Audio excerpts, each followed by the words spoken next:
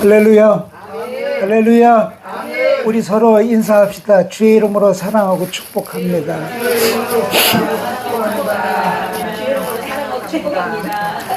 우리 다시 한번 인사합니다.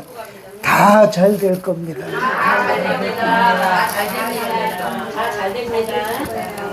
한 번만 더 인사합시다. 가만히 보니까 당신은 예수님 닮으셨습니다. 안 해요? 예수님 닮으셨습니다. 다 예수님 닮으셨습니다. 네, 우리 함께 나눌 말씀 보겠습니다. 누가복음 22장 39절부터 46절까지 말씀입니다. 신약성경 136페이지 되겠습니다. 누가복음 22장 39절에서 46절. 자, 다 찾으셨으면 한 목소리로 같이 읽습니다. 시작. 예수께서 나가사 습관을 쫓아 감람산에 가시매 제자들도 쫓아더니 그곳에 이르러 저희에게 이르시되 시험에 들지 않기를 기도하라 하시고 저희를 떠나 돌 던질 만큼 가서 무릎을 꿇고 기도하여 가라사대 아버지여 만일 아버지의 뜻이거든 이 잔을 내게서 옮기시옵소서. 그러나 내 원대로 마옵시고 아버지 원대로 되기를 원하나이다 하시니 사자가 하늘로부터 예수께 나타나 힘을 돋더라. 예수께서 힘쓰고 애써 더욱 간절히 기도하시니 땀이 땅에 떨어지는 핏방울 같이 되더라. 기도 후에 일어나 제자들에게 가서 슬픔을 인하여 잠든 것을 보시고 이르시되 어찌하여 자느냐 시험에 들지 않게 일어나 기도하라 하시니라. 아멘. 따라합시다. 나 혼자만의 겟세마네. 이런 제목으로 잠시 은혜를 나누려고 합니다. 겟세마네 동산에서 하셨던 예수님의 기도를 묵상해 보려고 합니다. 비슷한 말씀이 그 마태복음 26장, 마가복음 14장에도 있습니다. 제가 어제 카톡에 보내드릴 때는 마태복음 말씀을 같이 보내드렸었어요. 이 말씀을 가지고 두 평행 구절에서 특별하게 언급된 것들을 하나씩 찾아서 우리가 이 속에서 어떤 교훈을 찾아야 될지, 그리고 나는 어떻게 발견돼야 될지를 한번 깊이 생각해 보는 시간이기를 원합니다. 애착 인형이라는 게 있습니다. 어린아이들은 이게 없으면 불안해집니다. 우리 수혁이가 좀 그런 면이 있어서 좀 안타까운 면이 좀 있습니다. 그런가 하면 어른들에게도 이 어린아이만큼처럼은 아니지만 애착 인형 비슷한 이런 것들이 있습니다. 지금 병상에 누워 계신 저희 장인 어른은 무릎 담요 애착이 있으십니다. 이 담요를 한번 덮으면 이게 365일, 여름이든 겨울이든 상관없이 언제나 무릎을 덮으셔야 됩니다. 주간보호센터를 가셔도 반드시 그걸 들고 가셔야 됩니다. 겨울 담요인데도 불구하고 복도위에도 무조건 들고 가서 무릎을 덮으셔야 되는 이런 것이 있습니다.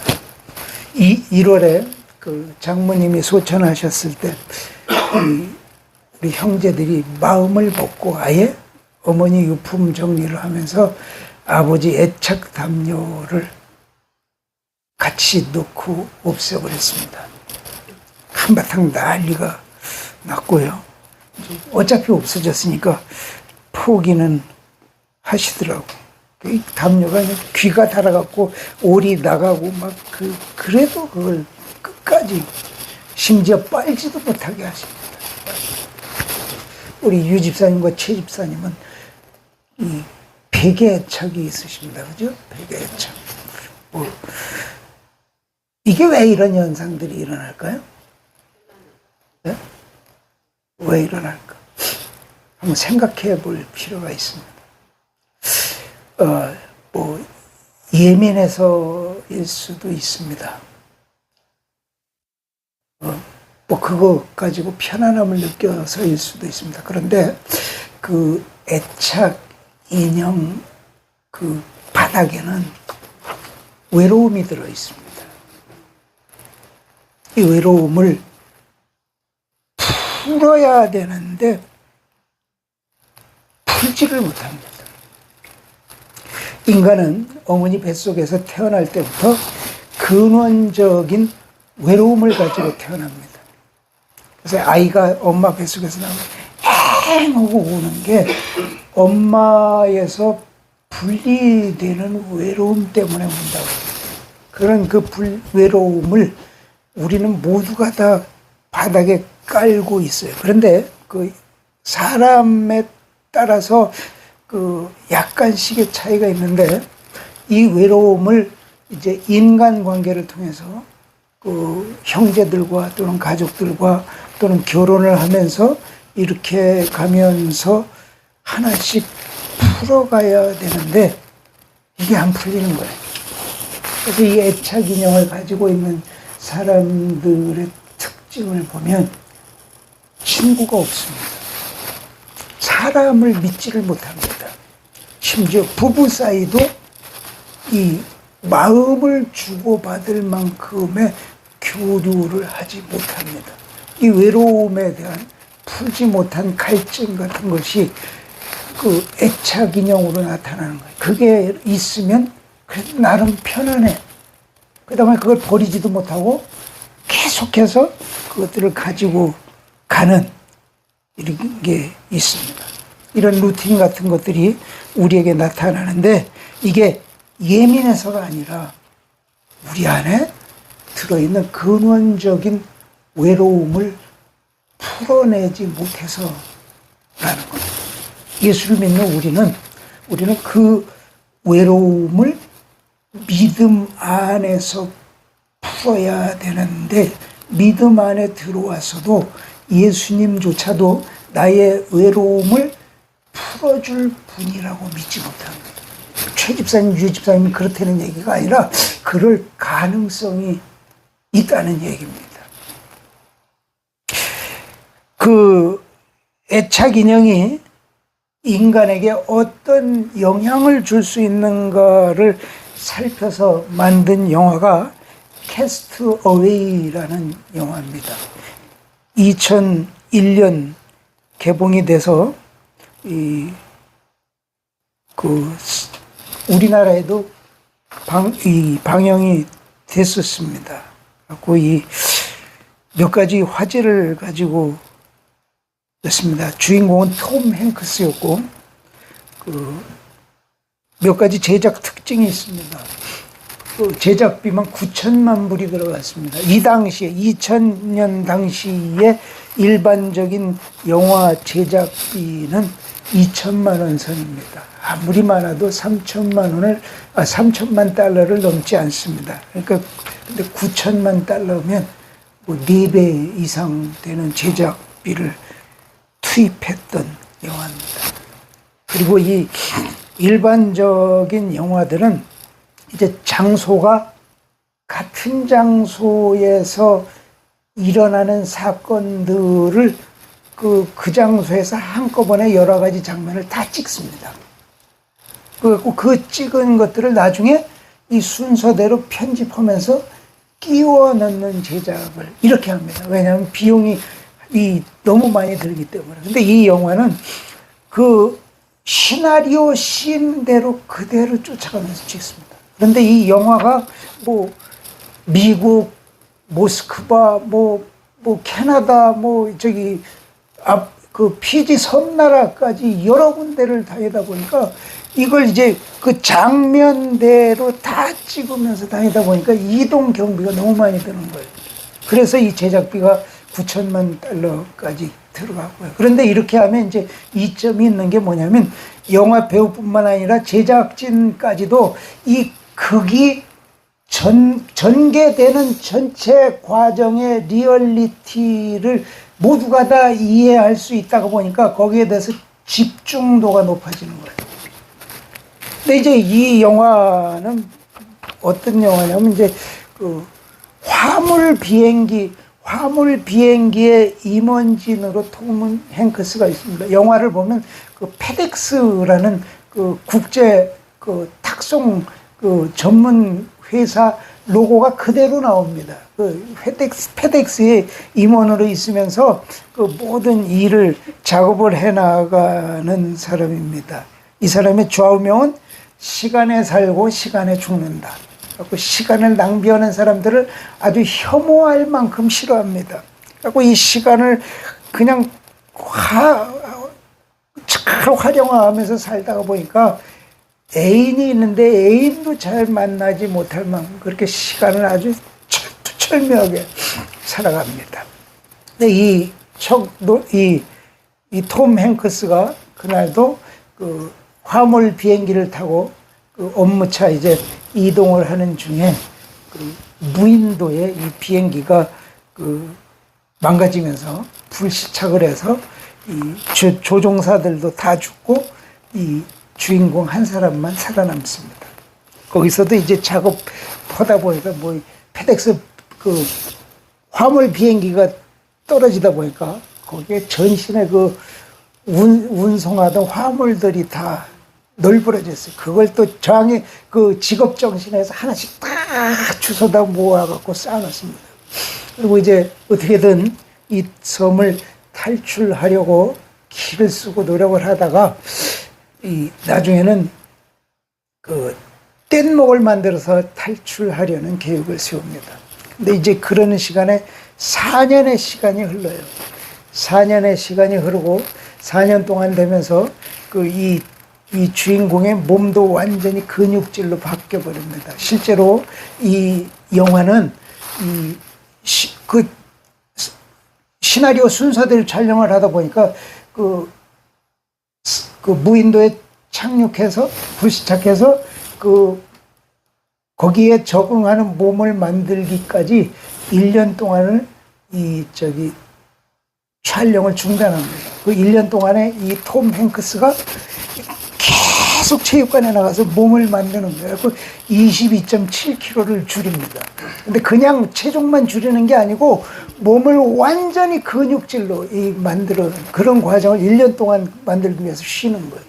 이렇게 해서 그래서 이 4년 동안 그 무인도에서 있다가 보니까 자기가 그토록 갈구했던 시간에 살고 시간에 죽는 이게 안 되더라고요. 매일 똑같이 해 뜨고 지고 똑같이 해 뜨고 지고 똑같이 해 뜨고 지고 그냥 사는 것에 연명을 하다가 보니까 외로워지는 거예요. 외로워지고 나중에 어떻게 되냐면 그 짐들 중에 윌슨 배구공이 있습니다. 윌슨 배구공.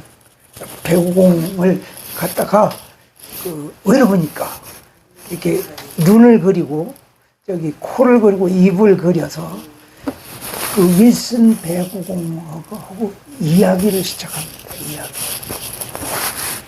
그 윌슨아, 뭐 잘 있었어? 뭐 커피 한 잔 마시자 그러면서 실제로 사람인 것처럼 그러고 이야기를 합니다. 나중에 이제 뗏목을 만들어서 탈출을 할 때도 뗏목 앞에다 기둥을 이렇게 못을 박아서 세워갖고 거기다가 이제 나중에 이 배공이 시간이 지나니까 터져버리잖아요. 그 속에다 솜을 넣어서 기둥에다 붙잡아 매가지고 갖고 이 노를 저어가면서 이제 탈출을 하는데 이 파도가 치면 그래도 괜찮아. 윌슨, 우리는 할 수 있어. 그러면서 이야기를 합니다. 나중에 극심한 파도가 몰아치고 밤새 폭풍우에 시달리다가 이 주인공이 잠시 잠을 잡니다. 근데 그 사이에 여기 매달았던 그 윌슨 배구공이 풀려서 바다로 떠내려가기 시작을 하는 거예요.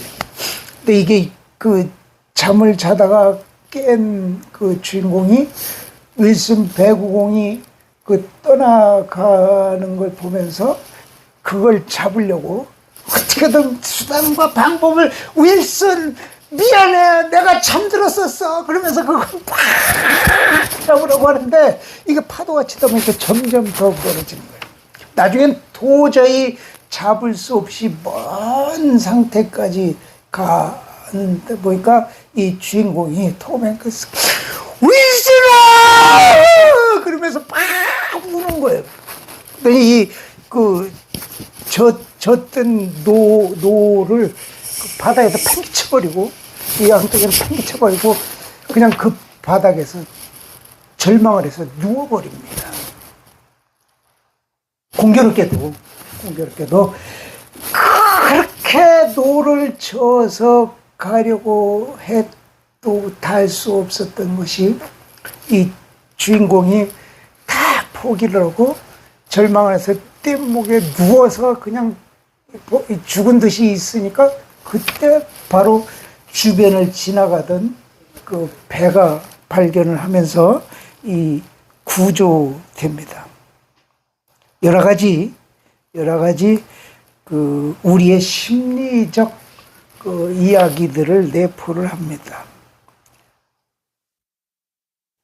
외로움이 지나치면 사람이 어디까지 갈 수 있는가를 이 영화가 보여주고 있습니다. 그리고 그 내가 그 최후의 생존 수단인 노까지 팽개치고 누워 있는데 거대한 화물선이 그 나를 구해줬다는 그 의미는, 외로움은 스스로 해결할 수 있는 문제가 아니라 거대한 화물선처럼 전능적인 힘이 내게 의도하든 안 하든 그 전능자의 시간표에 의해서만 해결될 수 있다는 것을 이 영화가 보여주고 있습니다. 우리 안에 내면에도 외로움이 크든 작든 누구에게나 다 있습니다. 그리고 이게 좀 정도가 심한 사람은 애착인형 현상이 나타나고 그 애착인형을 잃어버리면 마치 그냥 세상이 끝난 것 같은 탄식을 하는데, 우리는 그건 예민하다는 것으로 해버리지만 그 속에 들어있는 외로움을 우리는 간과하고 산다는 것을 이 영화가 보여주고 있습니다. 두 번째로, 그렇다면 우리가 이렇게 답답하고 외로울 때 해결할 수 있는 방법이 어떤 것인가를 찾아볼 필요가 있습니다.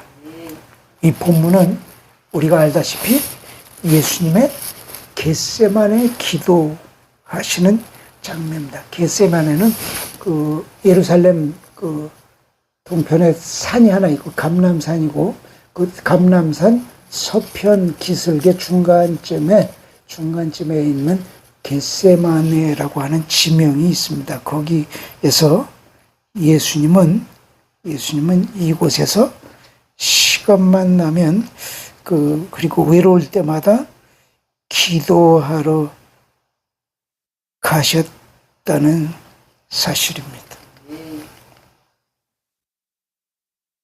예수님은 문제만 생기면 겟세마네로 가셨습니다. 오늘 예수님은 일생일대에 가장 중요한 문제를 놓고 겟세마네 동산으로 오셨습니다. 예수님은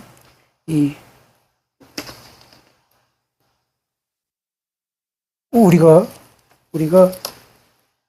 알아야 할 것은, 이 예수님이 겟세마네 동산을 한 번만 오신 것이 아니라 습관적으로 오셨다고 말씀하고 계십니다. 오늘 39절 같이 읽어봅니다. 39절 시작. 예수께서 나가사 습관을 쫓아 감람산에 가시매 제자들도 쫓았더니. 습관을 쫓아, 그죠? 습관을 쫓아. 한두 번이 아닙니다. 겟세마네에서 기도하는 것이 습관이 되실 만큼 예수님은 겟세마네가 애착 기도처였습니다. 늘 그곳에 가셔서 문제를 하나님께 기도하면서 문제 해결책을 찾으셨습니다. 그 겟세마네 동산은 예수님만의 외로움이나 문제를 해결할 수 있는 영적 애착 인형 같은 곳이었던 것입니다. 예수님은 그곳에 가시기만 하면 문제를 해결하셨습니다. 그래서 문제가 생길 때마다 습관을 따라 이 문제 해결을 위해서 겟세마네로 가시고 그곳에서 밤을 새며 기도하셨습니다. 그래서 제자들에게도 겟세마네는 아주 익숙한 곳이었습니다. 그래서 습관적으로 그곳에서 기도한다는 것을 가룟 유다도 알고 예수님이 그곳에 기도할 것이라고 알고 군병들을 이끌고 예수님을 잡기 위해 겟세마네로 찾아왔습니다. 요한복음 18장 1절에서 3절 시작. 예수께서 이 말씀을 하시고 제자들과 함께 기드론 시내 저편으로 나가시니 거기 동산이 있는데 제자들과 함께 들어가시다. 그곳은 가끔 예수께서 제자들과 모이시는 곳이므로 예수를 파는 유다도 그곳을 알더라. 유다가 군대와 대제사장들과 바리새인들에게서 얻은 아랫사람들을 데리고 등과 횃불과 무기를 가지고 그리로 오는지라. 2절 보니까 유다도 그곳을 알더라 그랬습니다. 그곳에 예수님이 계실 것이라고 예측했고 그 예측은 빗나가지 않았습니다. 그렇다면 가룟 유다가 군병들을 데리고 이 자신을 잡으러 그곳으로 쫓아올 것을 예수님은 아셨을까 모르셨을까? 아셨어요. 아셨음에도 불구하고 예수님은 그곳에서 기도하는 습관을 생략하지 않으셨습니다. 오히려 그 전에 바로 전 시간에 만찬석상에서 예수님이 하신 말씀을 보면 이미 가룟 유다가 그런 짓을 할 거라는 것을 알고 계셨어요. 요한복음 13장 26절에서 27절 시작. 예수께서 대답하시되 내가 한 조각을 찍어다가 주는 자가 그니라 하시고 곧 한 조각을 찍으셔다가 가룟 시몬의 아들 유다를 주시니 조각을 받은 후 사단이 그 속에 들어간지라. 이에 예수께서 유다에게 이르시되 내 하는 일을 속히 하라 하시니 포크로 빵을 하나 찍어다가 입에다 넣어주셨어요. 그리고 나서 뭐라고 그러세요? 네가 하는 일을 속히 해라. 네가 하는 일이 뭐요? 예수님을 잡아다가 인계하는 일을 속히 해라. 아셨어요. 아셨음에도 불구하고 예수님은 기도하는 습관을 버리지 않고 그대로 행하십니다. 우리가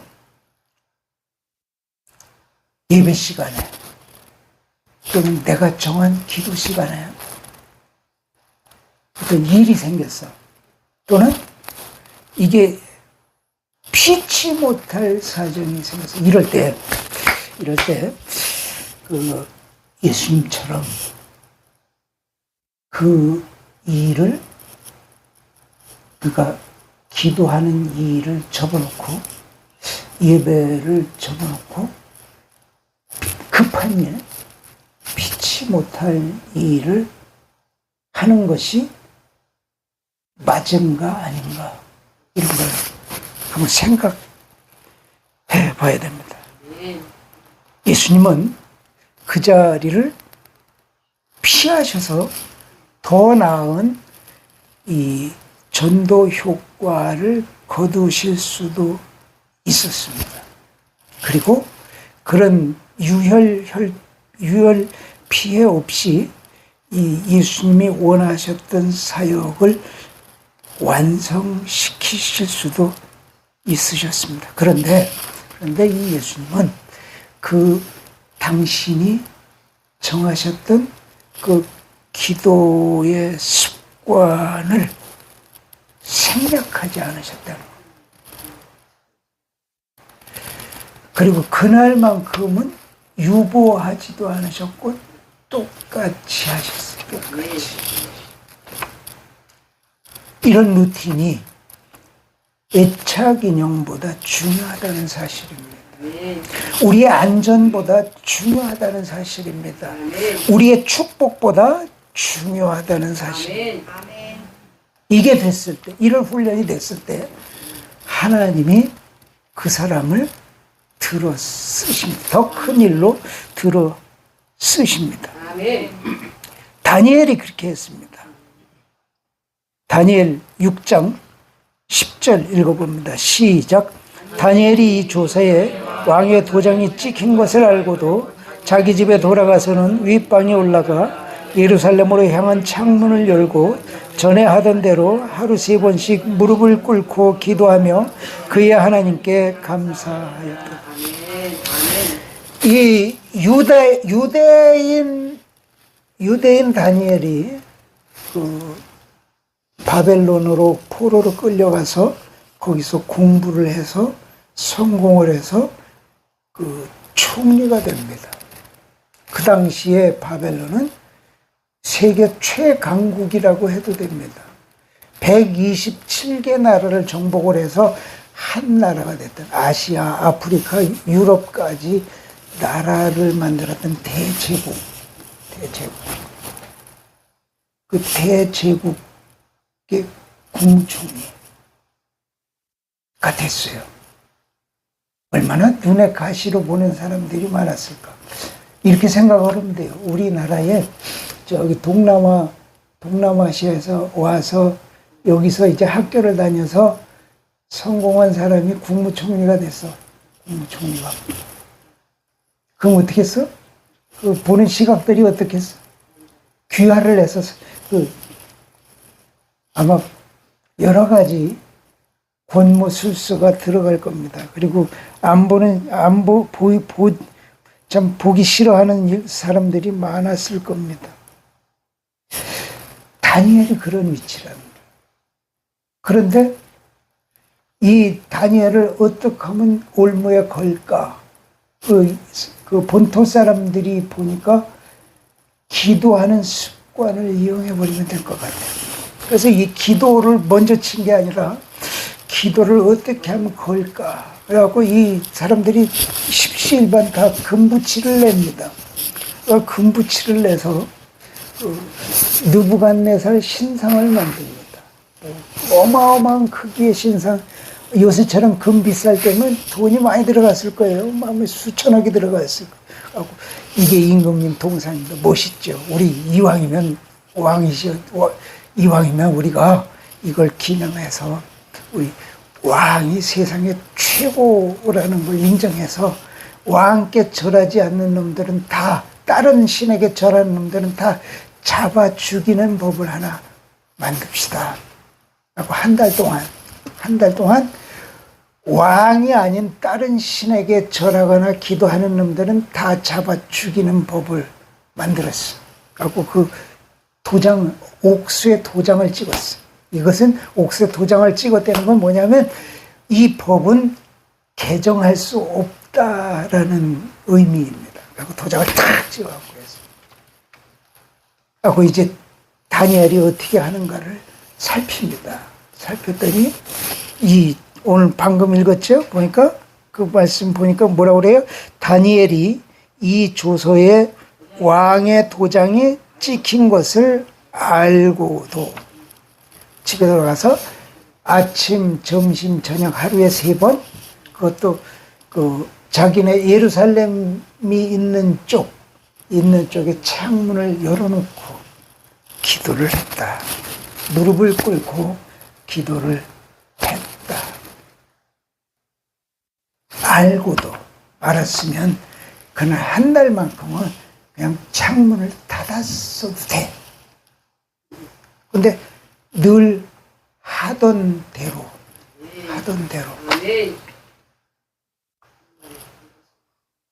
늘 하던 대로 예수님처럼, 예수님도 늘 하던 대로 습관을 쫓아 기도하다가 사자굴에 들어갑니다. 위험에 처했지만 그 마지막 순간에 하나님이 구해 주십니다. 우리에게도 이런 나만의 겟세만의 기도 골방이 있어야 됩니다. 이곳에 가서 기도하는 거예요. 아멘. 거기만 가면 문제가 해결되는 아멘. 습관적인 곳이 있어야 돼요. 아멘. 저는 이곳이 일동순복음교회가 되기를 소원합니다. 아멘. 그래서 아멘. 습관적으로 예수님이 찾으셨던 것처럼 여러분들도 습관적으로 이 교회를 찾아서 아멘. 이곳에서 부르짖고 아멘. 기도하면 아멘. 아 그래 우리 교회는 문제 해결이 되는 곳이야. 아멘. 이러기 위해서는 해결할 것들이 좀 있습니다. 우선적으로는 게스트하우스가 있어야 돼요. 아멘. 아멘. 숙소 문제가 해결이 돼야 아무 때나 올 수 있죠. 그죠? 기도 불도 만들어야 되고요. 아멘. 이런 것을 저에게 꿈을 주신 지가 2006년 11월 2일. 딱 20년 됐어요. 참 하나님도 좀 더디시네요. 그죠? 20년 됐어. 꿈을 주신 지 20년. 그래도 이제 11월 6일이면 20년째이기 때문에 11월 6일이 되기 전까지는 무슨 일이든지 벌어질 수 있을 것이라고 저는 믿습니다. 아멘. 20년 동안 안 주신 일, 뭐 제 기도가 부족했거나 아니면 그걸 만들어 놔도 기도할 분들이 없거나 둘 중에 하나인데 어떤 쪽일까요?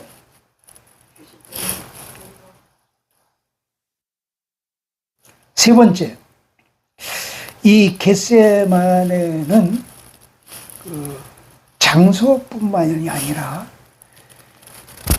우리의 마음 이야기입니다. 나 자신을 쥐어짜서 주님을 만나는 겟세마네가 되어야 됩니다. 이 겟세마네를 꼭 장소로만 볼 게 아니라 마음으로 보아야 한다는 겁니다. 아멘. 겟세마네를 예수님이 습관적으로 찾은 이유, 장소가 좋아서 찾은 걸까요? 경치가 좋아서일까요? 경치는 물론 좋습니다. 겟세마네는 감람나무가 많은 골짜기입니다. 지금도 많습니다. 예수님 시대에 살았던 수령이 2000년 된 감람나무가 지금도 있습니다.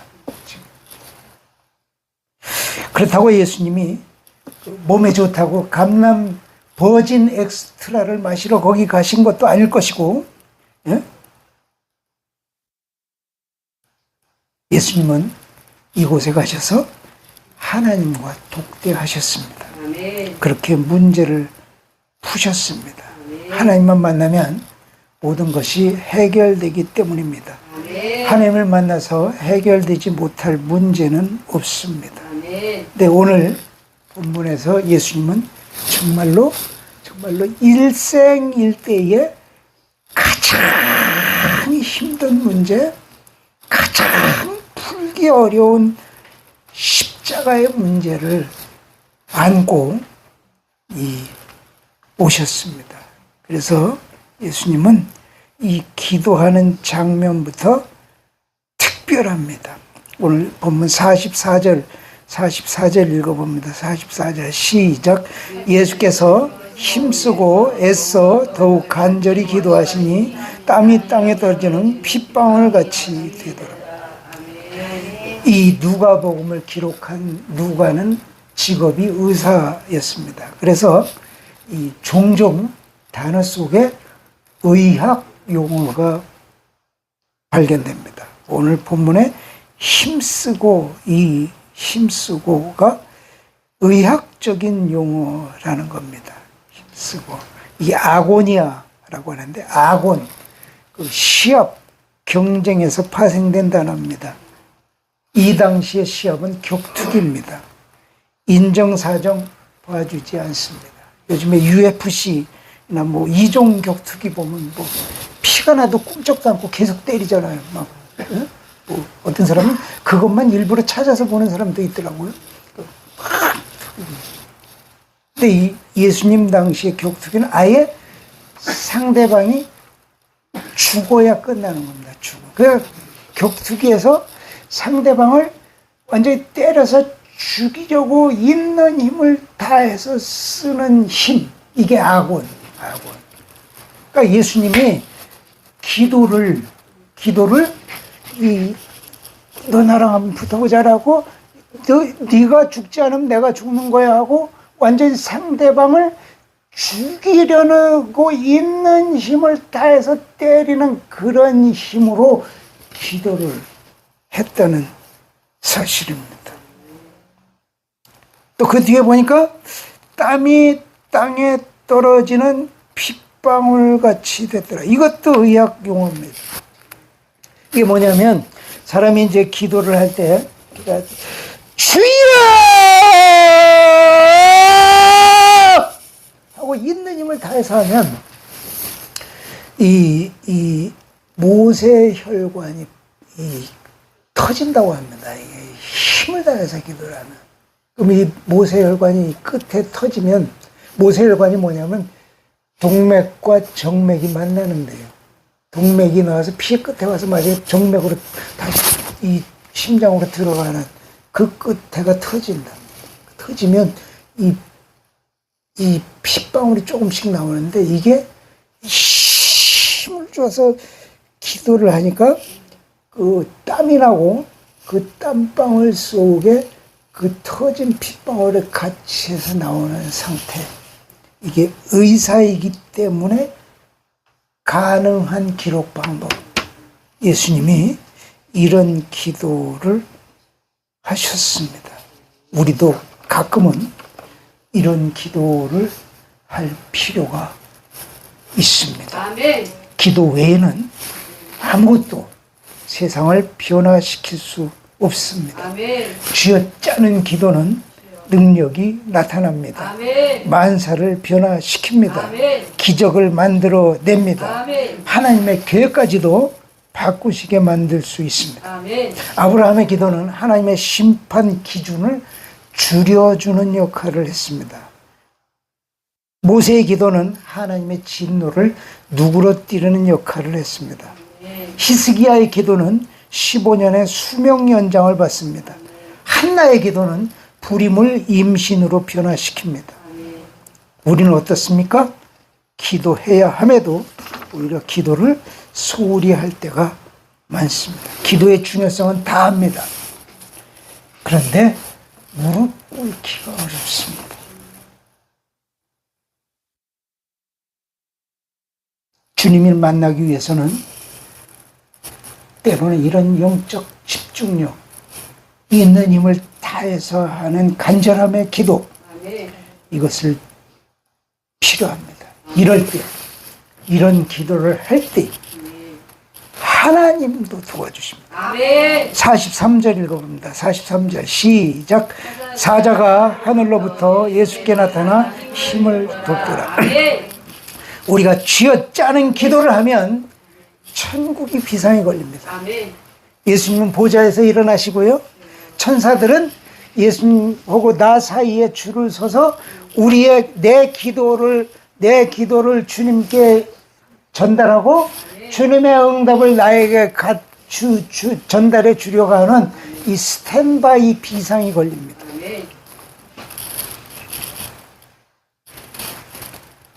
온 우주가 돕는 게 아닙니다. 주님이 도우십니다. 예수님의 겟세마네 동산에 기도하실 때 하늘이 도우는 역사를 볼 수가 있습니다. 우리 일동수목교회 지체 여러분들도 이런 기도 좀 간절함에 사무치는 기도를 하셔서 주님을 만나고 응답을 받는 저와 여러분이 되시기를 주의 이름으로 축복합니다. 마지막 네 번째, 이 겟세마네는 속 사정을 털어놓는 곳입니다. 이날 저녁 예수님을 비롯한 제자들 모두는 몹시 피곤한 상태였습니다. 낮에는 이 바리새인들과 첨예한 그 법리적 다툼을 했습니다. 이때 말 잘못하면 그냥 그대로 올무에 걸려서 재판 걸립니다. 그러니까 말을 골라가면서 해야 돼요. 골라가면서. 변호사처럼 말을 해야 돼요.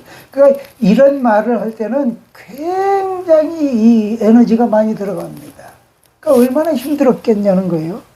근데 이날 저녁에 그 잡시던 날 저녁에 예수님은 유월절 예식까지 치르셨다고 성경은 기록합니다.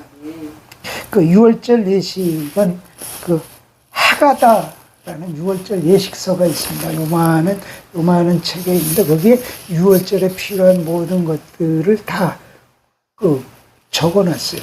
그대로 합니다. 근데 요 유월절 예식, 하가다대로 유월절 예식을 하면 4시간 이상 걸려요. 4시간. 그러니까 이 유월절은 해가 질 무렵 시작합니다. 그러니까 6시에 해가, 뭐 요즘엔 해가 길어서 더 길게 지지만 6시에 해가 졌다고 가정하고 6시에 해가 지어갖고 유월절 예식은 몇 시간 이상 한다고? 4시간. 그럼 이게 끝나면 몇 시간 되는 거예요? 10시. 10시 이상 되는 거예요. 10시 이상. 10시 이상 되는 시간에 하루 종일 진짜 말을 골라가면서 말싸움을 하고 저녁에는 유월절 성찬 예식을 하고 그리고 이제 밤 10시가 넘어서 그 시간에 피곤해서 자야만 할 시간인데 예수님이 제자들과 기도하러 가신 거예요. 기도하러 가셨는데 이 예수님이 처음이자 마지막으로 기도 부탁을 하십니다. 마태복음 26장 36절에서 38절 거기 있나요? 네, 같이 읽어봅니다. 시작. 이에 예수께서 제자들과 함께 겟세마네라 하는 곳에 이르러 제자들에게 이르시되 내가 저기 가서 기도할 동안에 너희는 여기 앉아 있으라 하시고 베드로와 세베대의 두 아들을 데리고 가실새 고민하고 슬퍼하사 이에 말씀하시되 내 마음이 매우 고민하여 죽게 되었으니 너는 여기 머물러 나와 함께 깨어 있으라 하시고. 그러니까 이걸 쉽게 말하면 뭐 어떻게? 내가 지금 죽을 지경이야. 이걸 누구한테 털어놨어요? 제자들한테. 예수님은 제자들을 친구라고 하셨습니다. 친구. 실제로 성경에서 너희는 나의 친구. 친구기 때문에 속을 털어놓습니다. 속을. 깊은 고통은 누군가에게 털어놓기만 해도 절반쯤 치유가 됩니다. 그만큼 우리에게는 털어놓을 친구가 필요합니다. 친구가 없는 사람처럼 불행한 사람이 없어요. 친구가 없는 사람처럼 불행한 사람이 없어요. 그러면 나만의 겟세마네가 없는 거예요. 물론 이 제자들이 너무나 피곤하다 보니까 이 예수님의 부탁을 못 들어줬어요. 그럼에도 불구하고 예수님은 끝까지 기도하시고 나서 나중에 기도를 마친 다음에 이런 말씀을 하십니다. 마태복음 26장 46절 같이 읽습니다. 시작. 일어나라 함께 가자. 보라 나를 파는 자가 가까이 왔니. 따라합시다. 일어나라 함께 가자. 이 음성을 듣는 저와 여러분이 되시기를 축복합니다. 이 말씀 속에는 뭐가 들어있어요? 방금 전까지 죽을 지경으로 고민했던 문제들이 풀렸어요. 이제 고민이 사라졌어요. 일어나라 함께 가자. 그 기도를 마치고 난 다음에 십자가를 질 그 마음을 정리를 하신 거예요. 하나님이 그 십자가를 지실 만큼의 용기와 이 힘을 허락하신 거예요. 그래서 이제 그 힘을 비록 이 세상 친구 베드로, 야고보, 요한에게는 못 얻었지만 하나님께 얻어서 그 힘을 얻어서 일어나라 함께 가자. 내가 십자가를 지러 갈 거야. 이렇게 말하는 모습을 볼 수가 있습니다. 예수님은 도망가실 수도 있었습니다. 맞짱을 뜨실 수도 있습니다. 이 12영, 그러니까 일개 부대 단위가 이 당시에 이 6,000명인데 6,000명이 되는 부대 단위를 12부대 이상을 동원하실 수도 있다고 말씀하셨습니다. 그럼에도 불구하고 그것을 사용하지 않으시고 십자가를 지러 가신 것. 나, 친구인 나를 살리기 위해서. 아멘. 친구인 나를 구원해 주시기 위해서. 아멘. 저는 우리 일동 순복음교회가 이런 우리 지체들이 서로 친구가 되시기를 축복합니다. 아멘. 서로의 고통을 털어놓으실 수 있는 사이가 되시기를 축복합니다. 아멘. 말씀을 정리합니다. 오늘 겟세마네 동산의 기도를 통해서 우리는 나 혼자만의 겟세마네를 만들어야 됩니다. 아멘. 그러기 위해서 우리는 이 애착 인형 속에 들어있는 내 안에 본능적인 외로움을 발견해야 됩니다. 그것을 해결하기 위해서 나만의 겟세마네를 찾아야 되는데 우리 일동 순복음교회가 바로 그런 겟세마네 기도 공간이 되시기를 축복합니다. 장소만이 아니라 나 자신도 쥐어짜서 그런 그 모세의 혈관이 터질 만큼의 그냥 처절한 기도를 할 수 있는 저와 여러분이 되시기를 축복합니다. 아멘. 그리고 우리 지체 모두가 다 서로의 속 사정을 털어놓고 아멘. 그렇게 해서 그 우리의 외로움을 풀어나가서 주님께 더욱 가까워지는 저와 여러분이 되시기를 주의 이름으로 축복합니다. 우리 말씀 생각하시면서 통성으로 기도합니다.